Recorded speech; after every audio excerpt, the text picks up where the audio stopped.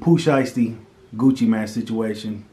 Pooh Shiesty, they up hammers on Gucci Man, robbed him to get out the contract. He's currently locked up. What's your take on all that? Shit's wild. I think it was dumb, man. If it's based on what I'm hearing, I think it was senseless if you already up and winning. But it's hard to let that element go, you know, if that's all you know.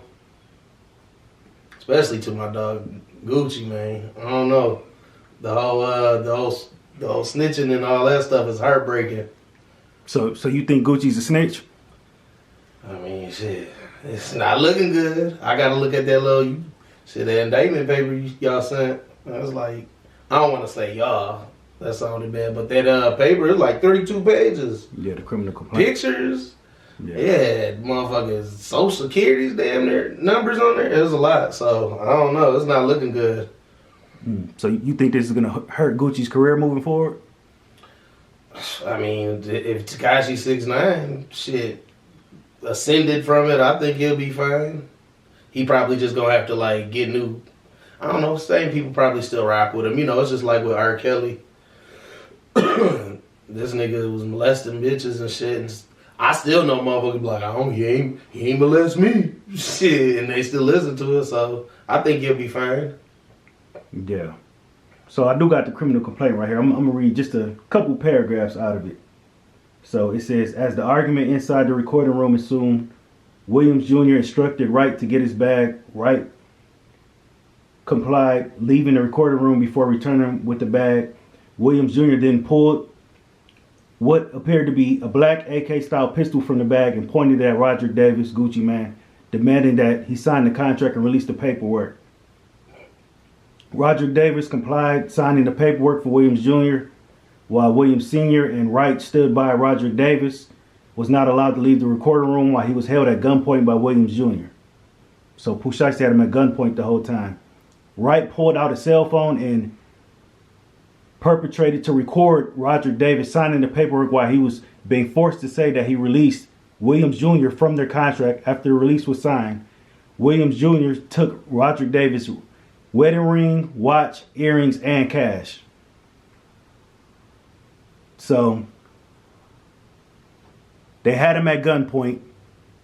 They recorded him, made him sign the contract to release him out of it. Pooh Shiesty's father was there. He orchestrated it along with 7 other people. So it's 9 of them total. So Pooh Shiesty's father helped orchestrate this. As somebody, you have sons.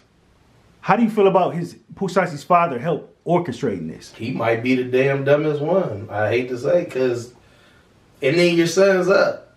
Being the best, first off, as a father, we ain't going for that. You know what I mean? That's dumb. We gonna work it through. Whatever we got to do, but especially because of the situation, you know what I mean? The dynamics of it, like, it was, you know what's crazy? He still ain't out the contract.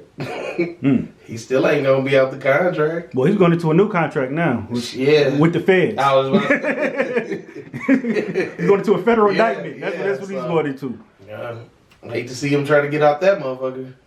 I don't know, man. It was senseless, bro. It was just so senseless, man, you know? It just demonstrates kind of for real that they like doing shit like that. Yeah. I mean, you came home to, you know what I'm saying? Like, that's, I don't know.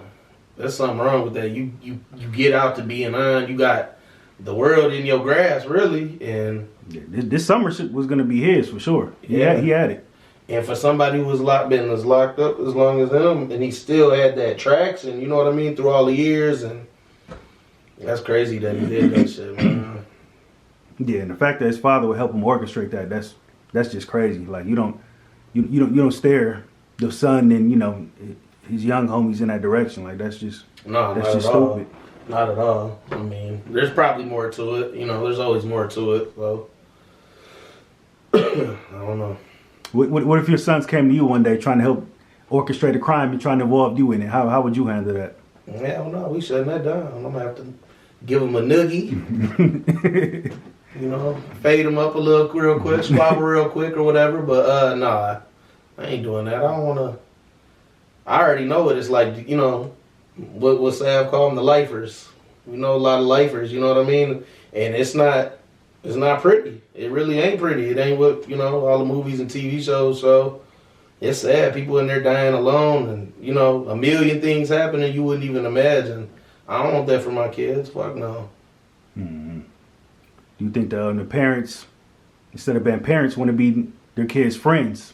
I think that could be that too. But some people have their parents and still turn out, depending on the environment you in. You know what I mean? With the gang culture in every city, and you know what I mean? It's damn near like being in a cult nowadays. It ain't even gang banging really. It's like being in a damn cult.